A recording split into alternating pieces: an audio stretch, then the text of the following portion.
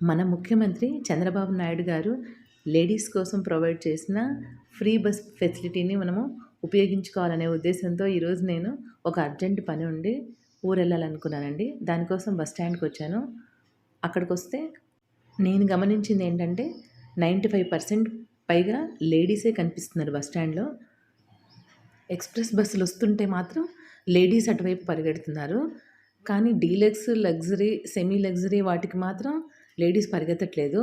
Gents మాత్రమే వాటి కోసం పరిగెడుతున్నారు. దాన్ని బట్టి నాకనిపించింది ఏంటంటే డీలక్స్, లగ్జరీ బస్సులలో లేడీస్‌కు ఫ్రీ టికెట్ అనేది లేదేమో. అందుకనే జెంట్స్ అటువైపు పరిగెడుతున్నట్టున్నారని. ఈ మధ్య మాకు తెలిసిన ఒక ఆవిడ ఎలాగూ బస్ టికెట్ ఖర్చు లేదు కదా అని చెప్పేసని వాళ్ళ బంధువులు ఆవిడ పిలిస్తే చీరలు చూడ్డానికని తాడిపత్రికి వెళ్ళిందంటండి.